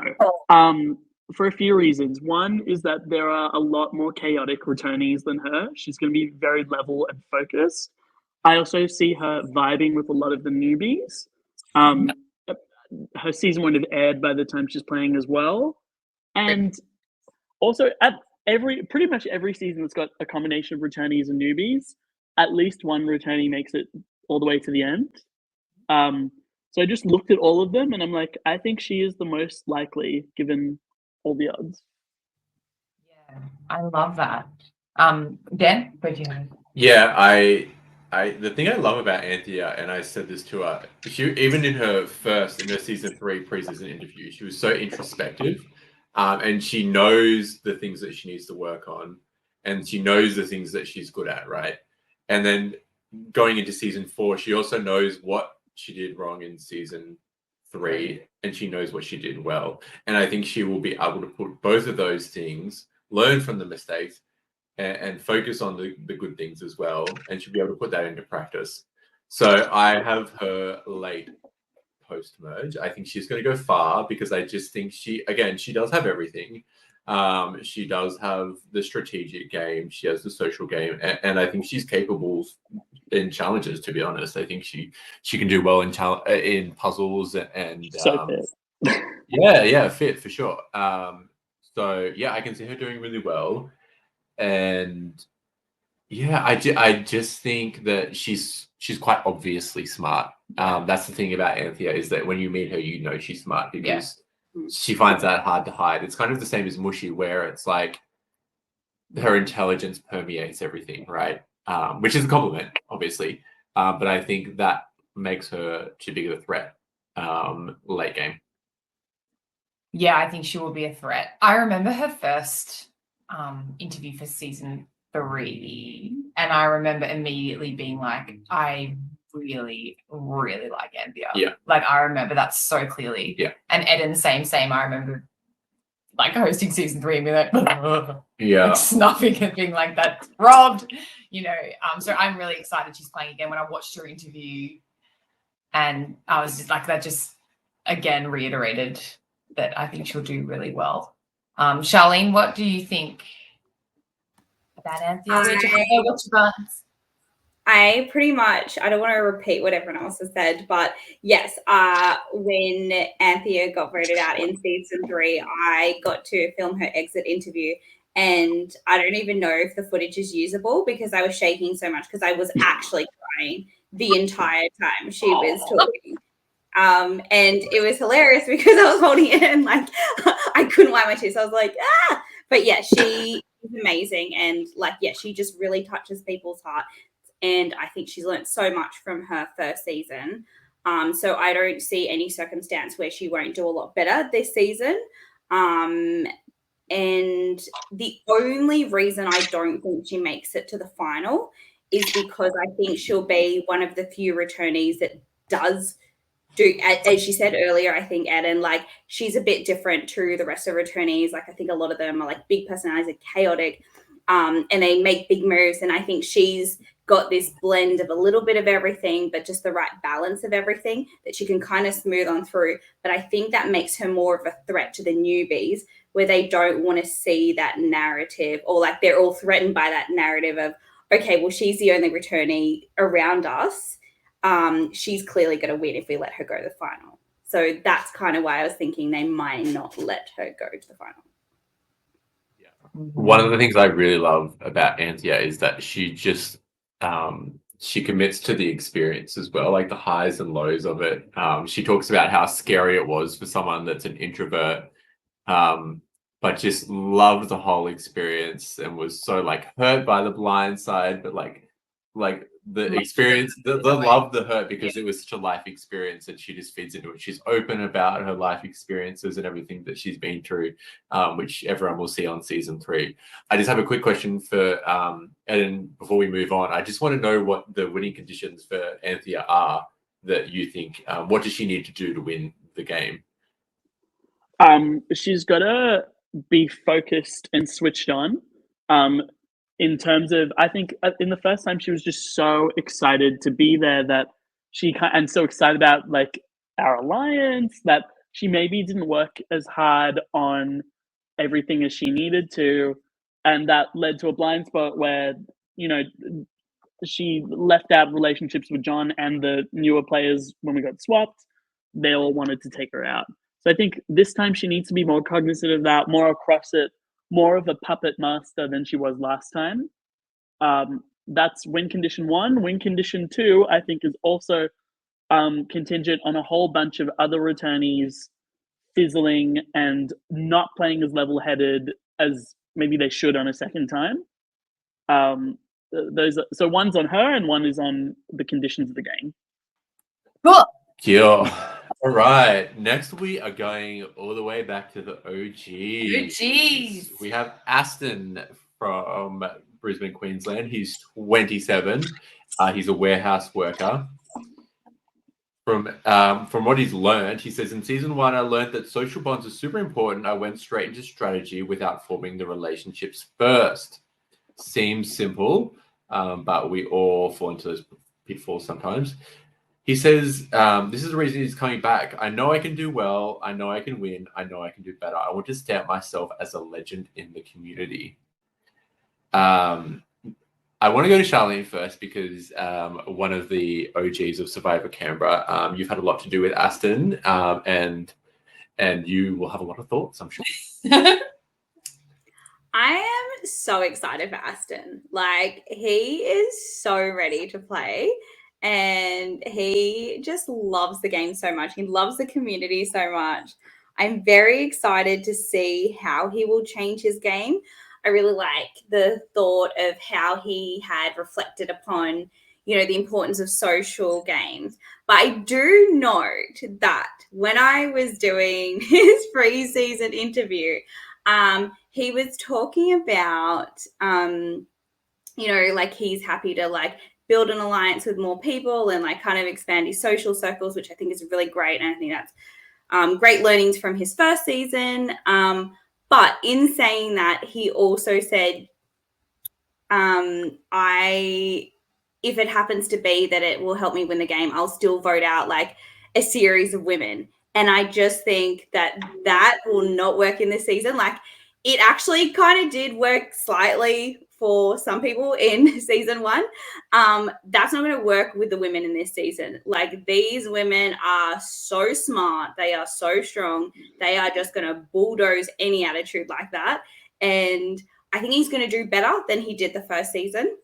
But I really do hope he learns from that. And maybe even since saying that in the interview, maybe he's changed since then as well. And he's reflected on his words. But I do think that if he comes in with that similar attitude, whether it doesn't have to be women necessarily, but just in general, like if you come in going, oh, it doesn't really matter who it is, like I'll just go get them out. Like, you have to be a bit more, I think, tactful and be able to be a bit more flexible in the game. So I've put him down at late pre-merge, but I do want him to get into, like, I want him to go post-merge because I think he has a lot of fun stuff that he wants to give the game, and I think he genuinely wants to win as well. Yeah, and I want to like talk about that point that he made in the preseason interview about he would vote out all the women again if he had. He thinks it was the right decision to make because they were the best players on the tribe. So I don't think he's saying that I will vote out of the women again. He's saying that I will vote out the best players again so that I can win, right? Thank you for articulating that because I did not do that very well, and that is correct. Yeah. I think he was trying to compliment the people that he voted out on the women that he voted out on season 1, being like, these are the threats. This is why I had to get them out. It wasn't because they were women. It was because I just viewed them as the most intelligent players. And the men in that tribe, he thought that he could manipulate more than the women. Can I just say something onto that? Yeah. It was really interesting. So I was talking to Jeremy last night about, our podcast tonight, and he was talking about Aston. And in Jeremy's opinion and his view, like Aston would have such good insight. He just basically said, like, he loved Aston, and he said Aston was absolutely like running the show. Like that was his perception of what was going on. And maybe that sort of just stemming from what you're saying, like he thought he could control the blokes more than the women on that tribe. Yeah. And Jeremy fell into that, but turns out that didn't work out for him. Yeah, for sure. I think Aston maybe underestimated Jeremy, Brad as well, and maybe Rose. But I don't think he'll be doing that. I don't think he'll be doing that again. I think he'll be a little bit smarter about his gameplay, and I think he'll be a little bit more reserved. I don't think he'll be coming out and controlling the votes from vote 1. I don't think he'll be trying to flip a vote on vote 1, which is what he did on season 1. I also think that Aston is set up really well for this season because I think a lot of the returnees want to work with Aston. I think Aston's been really embedded in this community for a few seasons. I think he's really bought into the idea of Survivor Canberra and the family and the community. And I think people love that about him. Like he's likable and he's been around, he's been visible in the community. And I think people want to work with him. Anyway, Adele, thoughts? Yeah. So I think I agree. Aston is not going to struggle pre-merge this season. I think he knows the pace. He knows what to do. He's not going to struggle in his original tribe. And I think he does have those returnee and community connections that it's going to be fine for him if he gets swapped. I think he's going to have people protecting him. So I definitely see him making it to the merge. I do think once we get to merge, those big names are going to start to get targeted. And I think Aston is going to be one of those people this season. I think he's going to be someone that was calling the shots pre-merge. I have him for that reason early merge, especially special shout out, merge boot. I think that is the time when people are going to be like, all right, enough of this. And then a new sort of coalition forms. I'm expecting big things for Aston. I think he's going to play really well and he's going to play a really good game. Yeah, I agree. I think he sits into that like big blindside at 7 role that Lod sat in on season 3. I think that he does control a lot of the game until, as you said, that coalition forms against him. My one concern for Aston is what I saw in the preseason interview, that he was really nervous and he was putting a lot of pressure on himself to do well even in that interview. And I think he's going to put so much pressure on himself to do well in this season that could be the only thing that really is Aston's downfall. But I still see him going early. Wait, is that early or is that late? I think it's late post-merge in the 7th position. Yeah. I'm excited to see him play again. Yeah, I am too. Yeah. I think his time was cut short and I think he can do a lot better than what he did in season 1. Yeah, absolutely. And one thing, I just wanted to round this off as well by saying, I think at the start you said he wants to be known as a legend, and that's something that he wants for himself. And I think he already is. And I think for him, this just cements it for him.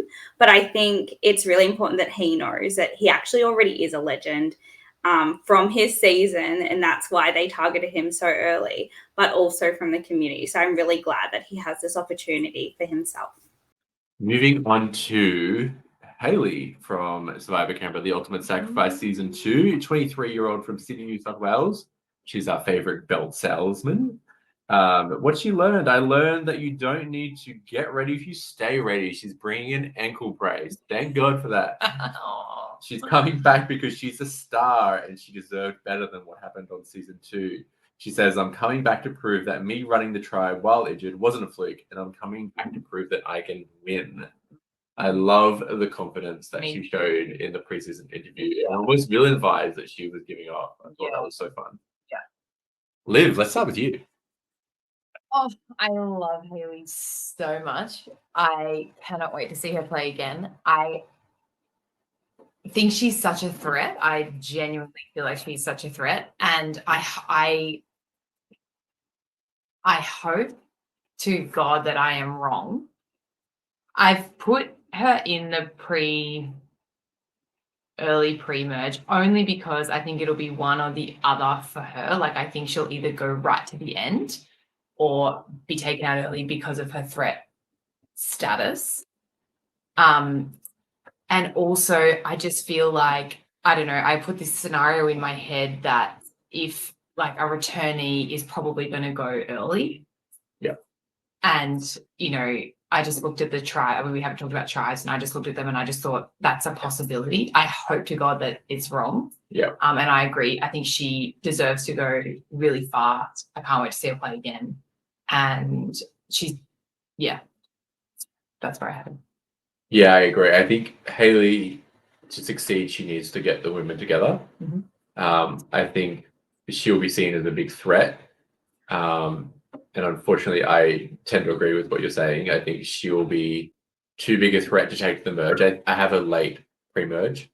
And I think in a post-swap situation that people know what she was doing on Season 2 and her potential as a player. Yeah. And I think that potential is her downfall again on Season 4. Yeah. And I think she'll be cut just before the merge. But I hope I'm wrong. Thank you. If she can create a cult of women, you know, and I think with the women that we have, I think it's very possible that the women band together and create a coalition and run the game. And I really would love that to happen. Obviously. Eden, thoughts? I love Hayley. I've known Hayley for a few years. She is excellent, and I'm so glad she's going to have another chance after her sad injury in Season 2. I'd actually, because I didn't know anything about that season. I had no spoilers. I was watching. I was like, oh yeah, Hayley's probably going to win. And then I was shocked when I saw her get the boot. No pun intended. But so this season, I have every bit of faith in her. I think she's going to understand the pacing.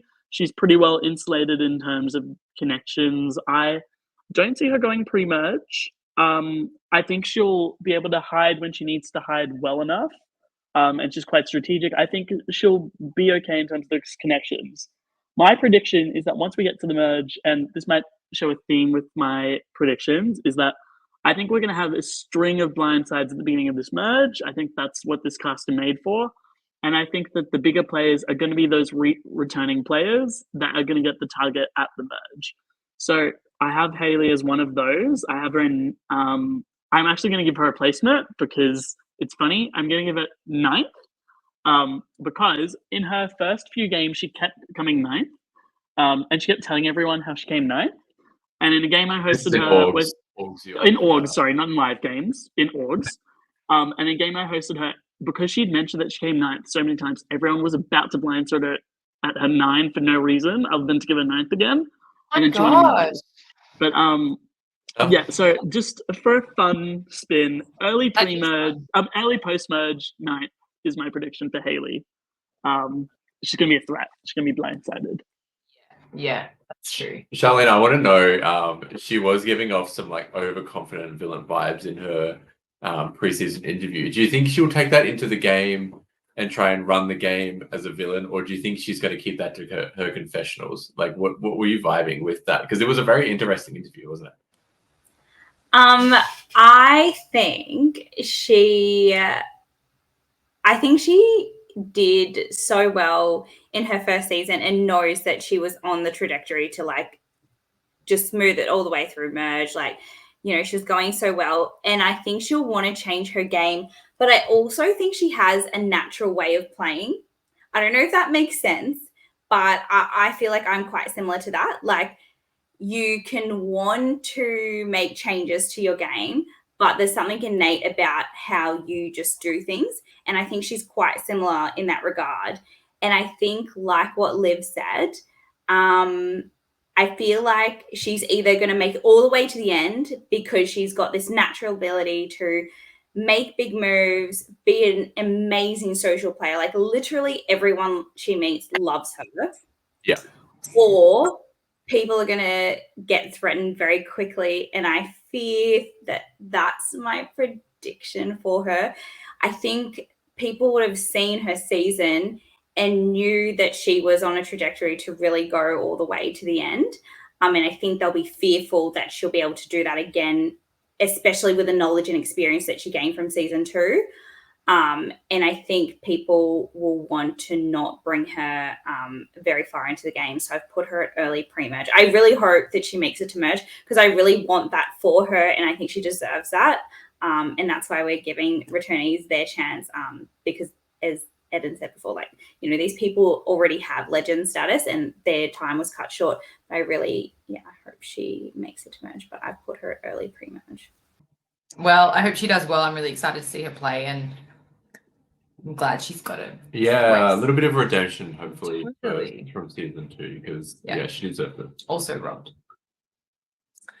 Okay, so the next one is Janine. Janine's 53 from Canberra. She's an insurance consultant. What she learnt was that she said, I've got to play my own game straight away. She's got to make bonds and get into an alliance. She felt she didn't do that last time. And so this time she said that life is all about experiences and I want to give it a go and give it my best. I'm prepared. And she said she's learnt from her mistakes. So, Eden, how do you see Janine playing this season? So first of all, I loved watching her on season 1. She is so funny. From you've also told me is that she just like says everything and anything that's on her mind at any given point in time. Is that correct? That is so. Correct. That is correct. So fun. I think everyone in the cast should be like Janine. Like, that's just the most fun type of player to watch. I'm going to be so awful and not predict a very long run for Janine, just because I think she might just shoot herself in the foot by accident, not really intending to, just because she's so true to herself and so fun. I'm predicting late pre-merge.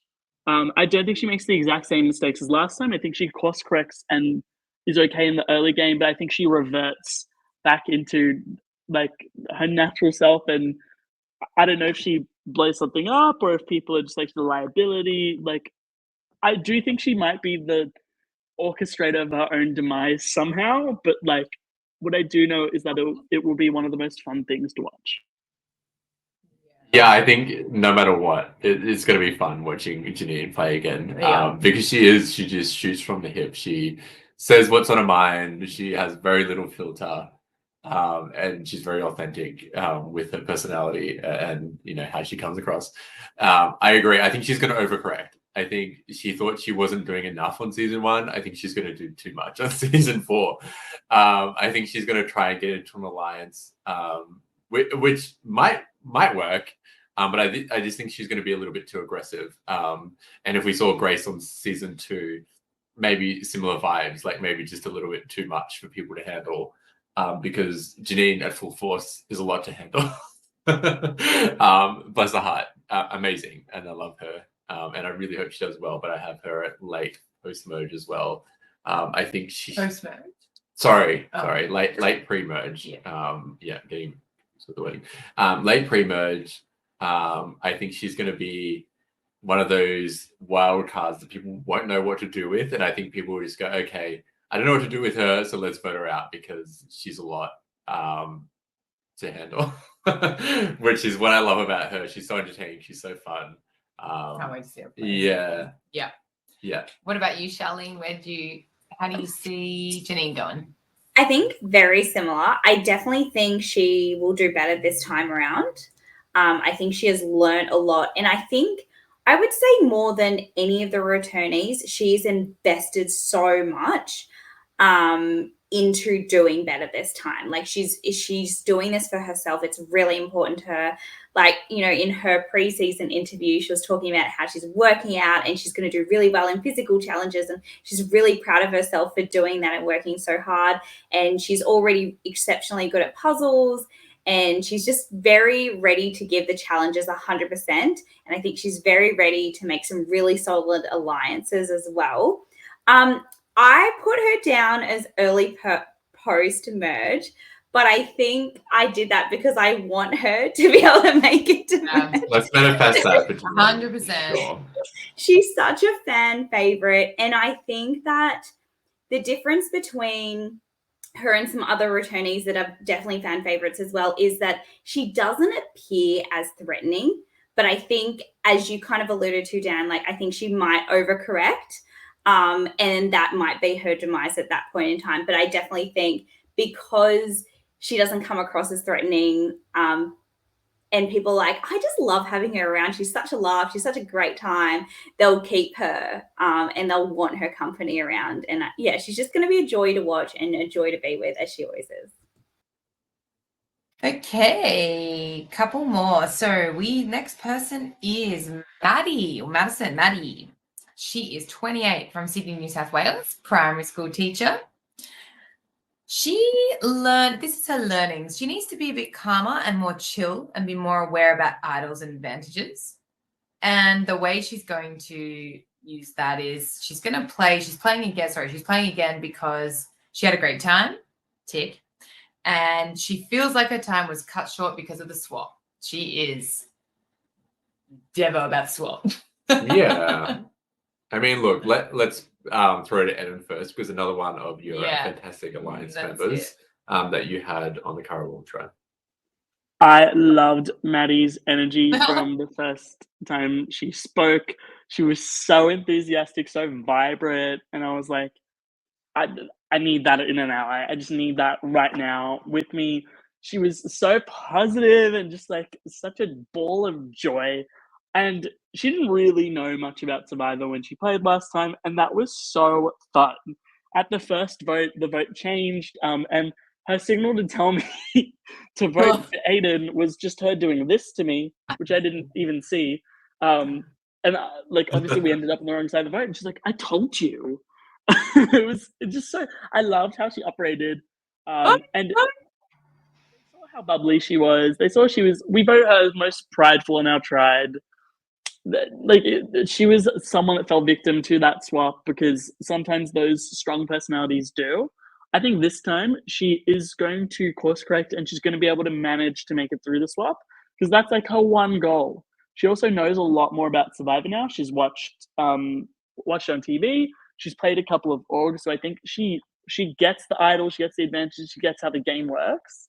I think though she's got such a lovely, big, bold personality, and she is not going to be able to suppress that forever. So once she's in a merge, I think she's one of the slew of returnees that I think will be going home in the early pre-merge. She's just one of those people that like is such a presence that will naturally fall into a target. So I want to see her do really, really well, but I think she's in early post-merge. I wrote down in my notes that I feel like Maddie is who she is, and she is so authentically like herself, and I don't think that she would be able to not be herself and not be that enthusiastic, amazing, get kind of carried away in the situation type person, which I absolutely love about her. And she was a friggin' joy to meet and be around. So I really hope that she does well. I think I had her where did I have Maddie? Oh my God. I think I had her late. No, I had her early pre. What did I have her? Sorry.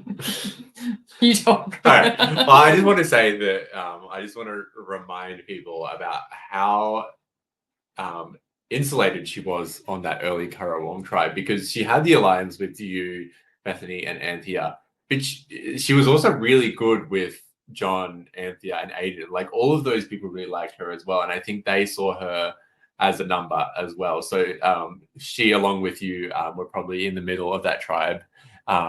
And the way that swap was set up was really a detriment to her, because it was who is the most patriotic.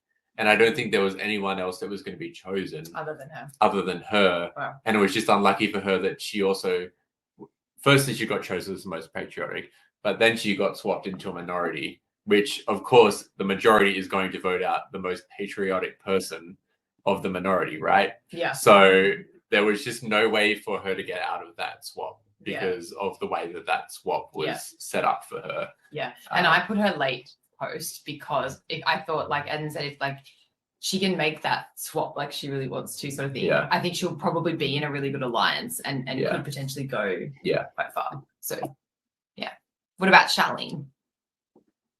I think I very much agree with all the sentiment. She's exactly who she is, and she will never not be anyone but her. And I love that so much about her. And as you guys were kind of talking through all your points, I was like, I don't even know why I wrote her the way I've written. But anyway, I feel like I've questioned everything tonight. But I'm like, it's like, why have I decided? Why am I always wrong? Yes.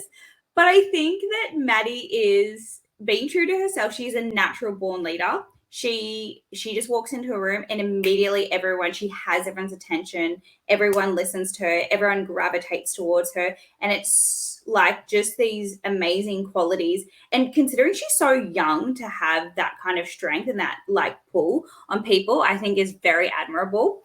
But because of that, I feel like I just think with the group of people that we have, there's going to be more reserved types of people. There's going to be more chaotic types of people.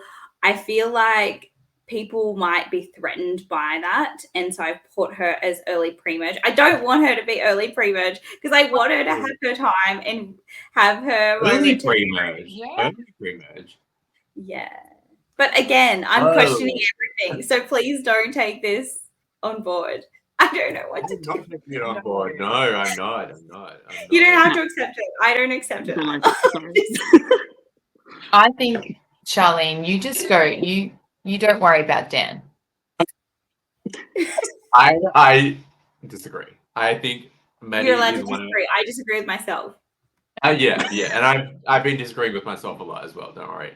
So no problem there. I actually have Maddie as one of my finalists. I think Maddie is so good at making bonds with everyone, with a wide range of people. I don't think she's threatening as a returnee, A, because the newbies have not seen her play yet. B, I don't think the returnees will see her as the biggest threat as in the returnees.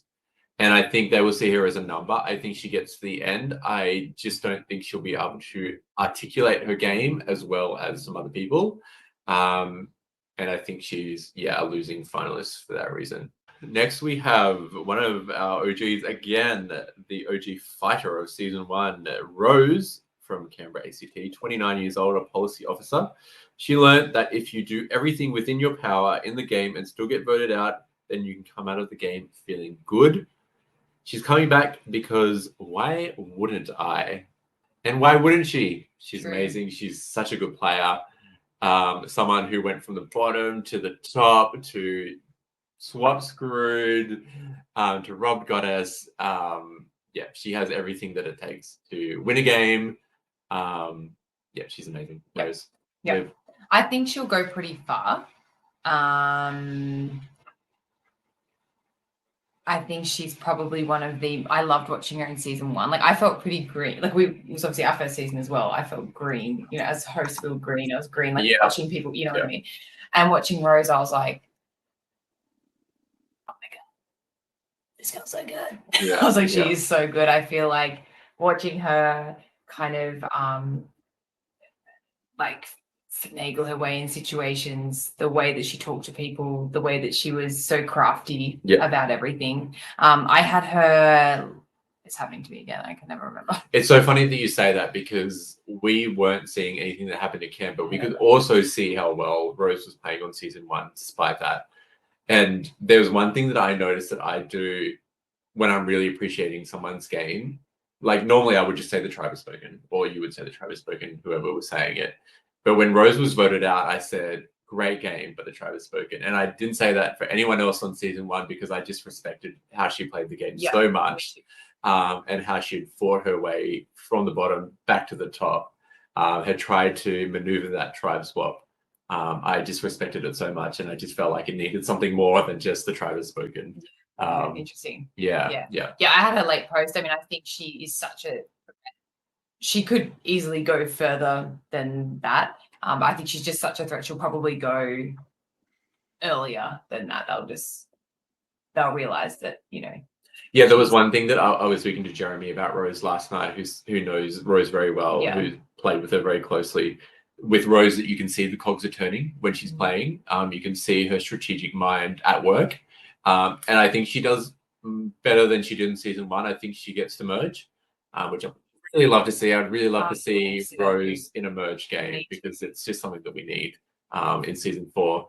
But I think people will see the cogs turning, and I think she's a threat post-merge. So I have an early post-merge because I think people will know that she's playing well, and I think people will see the cogs turning, and I think they will need to vote her out. I'm just hoping that because she's so good, people will latch onto that and want to work with her to that end point. But then, there's a similar vibe to why Jeremy and Brad wanted to work with her, right? Because they wanted to work with people that could give them the best opportunity in a minority tribe going against the majority tribe of Mimiang. And Jeremy knew that Brad and Rose were the best players on that tribe, right? And he knew that the best foot forward was to go with the best people. And Rose was clearly one of the best people on that tribe. Yeah. Charlene. I think Rose is one of the most strategic players, if not the most strategic player we've had in Canberra Survivor history. And I think she definitely takes account for that. But because of that, I also think what Liv said kind of is true. I think people will be threatened by that. And for me, I had a very short time playing with Rose. But one thing I noticed is I think there are more people like similar to me in a social game in this season than there were people like the Brads and the Jeremys in this season. Correct me if I'm wrong, but just from an archetype perspective, I think there's more similar social types of people like myself. And I noticed that playing with her, she either chose not to work with me or she didn't know how to tap into that kind of social play for a player like myself. So I just wonder how that's going to go for her in this season. I think she'll gel very well with the returnee types. I think she'll gel very well with the Survivor fan types. I just don't know how she'll go with that other type that might be new to Survivor or might not know it at all, and they're more here to have fun. They don't know what they're doing. It's a new adventure. So I wonder how that's going to go. I think, it'll be really interesting to watch, but I'm excited to see how she uses her strategic mind this time, because I think she's going to have a bit more fun with it. I feel like she's not necessarily here to win. She's here to have fun and make the most of the game. And I think that will be very exciting for all of us to watch, because I think she's got some great moves up her sleeve that I don't think any of us can even think of what they're going to be. Like, she's just going to come up with some magic. That's an interesting point that you make about her playing with the non-Survivor fans, because in season 1, she didn't really know what to do with Janine, to a point where she just kind of was like, okay, I'll put you over here and I'll just focus on the people that I know that will be thinking logically and that will know the game of Survivor. Whether or not she can correct that or she even realizes that was something that she needs to work on, I guess we'll see. What do you think, Eden?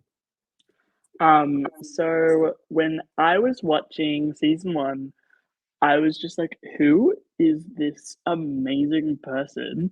And every episode I watch, I'd be so invested in her. I'm like, she's killing it. And then I got to her boot and I was so upset. And I think I even left a comment. Like, I wasn't watching live. I watched a couple months after the episodes came out. I think I even left a comment. I'm like, Rose was so good. I'm so disappointed. Yeah, it goes to show how much I was rooting for her. I am so happy to have her back, and I am so excited for her. She recorded one of my confessionals in season 3, and I had a fangirl moment. Like, I'm all in on her, and I think she is one of the greatest strategic players that we've got on the cast. I think there'll be a string of early blindsides at the merge, and she is ultimately going to take control. This might even be a bit of wish fulfillment for me, but I don't care. I have Rose in the late merge. I'm going to be specific here as well. Rubbed Goddess, final person voted out. I think she is going to run a lot of the game and be clocked at the last minute, and it's going to be someone's winning move. Anthia's winning move, maybe. Someone's winning move. So, yeah. That's my maybe just wishful thinking, but I really have faith in Rose to course correct. Sorry, I keep forgetting to tell people where I placed her, but I placed her at late pre-merge. Late pre-merge? Yes. Pre-merge? Yeah. You think she gets clocked at like a swap? Every time. He's like, Charlene, that doesn't align with what I said. That is not okay with my fantasy, right? It's not aligned with my fantasy. I could see it. I just choose not to think that it's a possibility. Agreed. All right. The last returnee that we have is Simon from season 2, The Ultimate Sacrifice. He's from Canberra, ACT. He's 58. He's a self-employed landscaper. He learned that he needs to get involved in the politics earlier, but he needs to be more subtle in his maneuvers. He's coming back because the fans wanted it. The fans demanded that Simon come back. Go, Simon. Liv, I'll start with you here. I kind of think Simon. I just put a piece of bread in my mouth. That's good.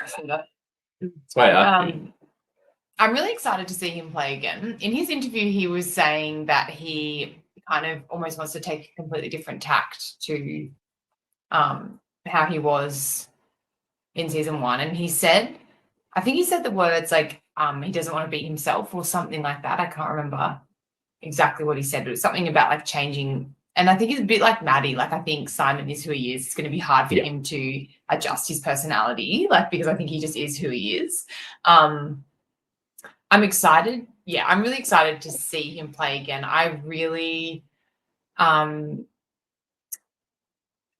had him at late pre-merge only because I just think it was hard to place him. I think he could go really far, but I just think he will probably, I don't know. I just don't see him making merge with this tribe, but with this cast. But I don't know. What do you think? Yeah, I tend to agree. I don't think Simon can change his spots. I think Simon is Simon. Yeah. And I just can never see him changing for anything, right? Yeah, if he can really focus on getting to know people, making the bonds, and then going in for the kill, this would really be a great alliance because like we really vibe, like we've really bonded. Then he can do okay. I unfortunately, in saying that, I have Simon as late pre-merge as well. I just don't think Olympic can change their spots. I think Simon is Simon and we love him for it. But I just don't see him setting himself up first before he goes in for the kill. I think he goes in for the kill before setting himself up. Charlene? I think Simon is exactly as you said, Liv. He's exactly who he is. I think he has learned so much from his season. I think more than anyone, he's dissected it, turned it inside out, upside down, looked at it from every single angle. But I don't think it takes away from he is who he is. I think Simon and I personally get along very well. And I think it works really well because he has this incredibly dry sense of humor. And I think like people like him and I can gel like that. I think may not work for everybody in this cast. I think it may rub people up the wrong way. And if people are looking for an easy reason to vote someone out when they have no reason whatsoever in the start of the game, I feel like they might look towards a Simon, and depending on, if he's on a tribe that wins or loses. So unfortunately, I put him down as, sorry, I can't remember what our categories are. Early pre-merge, which I hate because I early really pre-merge. Yes. No. Sorry, I'm just clarifying because I didn't hear. You keep making me second guess. No. Yes, I didn't hear that one. Sorry, I didn't hear that one. Which I really hate because I want him to go further than he did last time. So But do I just think, I just don't know how other people might take him. Like, I think he just has such a unique, different approach.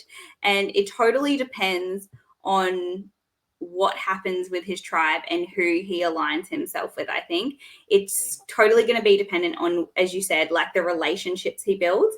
If he gets in the right alliance and kind of just senses things first, kind of builds those relationships, he'll be fine. But I'm just not entirely sure. I feel like he loves to crack a joke. He likes to just talk about differences and things. And I think very early on in the season, that may not work for him. Yeah, it's funny. In his preseason interview, he says some people have opinions of him, and that's their prerogative, right? Which, in real life, it's a great attitude to have. Like, people have opinions of you, but who cares, because that's their opinion. But in Survivor, it really matters, doesn't it? What people think of you, and I think he needs to manage those opinions of him with his tribe. Adam, what are you thinking? So first of all, love Simon. What a fun time. I forgot about that movie. Love Simon, but he is a really fun person. I enjoyed meeting him. I think Simon's thing from watching season 2, and obviously I wasn't there on the day, but I think his perception and his reads are sometimes just way off into the clouds with the fairies. I particularly remember his boot. He immediately came for Haley, who was someone that up till then actually really wanted to work with him. And that kind of sealed his fate in a way, because she was someone that actually might have done something different, but she was locked into having to target him. Then I think I remember once he got voted out, he's like, it was Mel. And then Mel was the only one that hadn't done it. So I just think sometimes, even if you have good strategic acumen, sometimes your reads can just be like you're playing on a different board. And I also think we've got a lot of thirsty newbies who want to make big moves, and some of them are going to come in and be like, I'm going to get rid of a returning player. And I think Simon might be the easiest scapegoat out of all the returnees, which I agree. hate and despise. For that reason, I also have him in the early pre-merge, but I would love to be wrong. I would love to see him thrive, make it past where he did last time, control the game. He'll be fun no matter where he is. He has such a good attitude, such a nice person. So yeah, hoping I'm wrong. Well, Dan, that is our full cast. That's it. How exciting. Eden and Charlene, thank you so much for being a part of the Backbenchers podcast and reviewing our season 4 cast for Survivor Canberra. It is going to be an amazing season, I think. I think so too. I think we've got a cast full of winners, to be honest. Like, anyone could win, anyone could go early, and it's going to be unpredictable. It's going to be fun, and I can't wait to watch. It's going to be so exciting. We get to see it firsthand. We should come back after and discuss how badly we let's not. Let's maybe you can do that. I mean, look, we did what we could. Like, this is such a hard season to predict because everyone's so amazing, and we're going to be so wrong in the best way, I think. And yeah, it's gonna be so interesting to see it play out. Can't wait. It's gonna be so good. Yeah. Well, you guys, it's 11 o'clock, so head to bed. head to bed. We will Thank you talk to so you much. really soon. And Have a great bloody night. love Thank you yous. so much. Good night, guys. See you soon. Good night.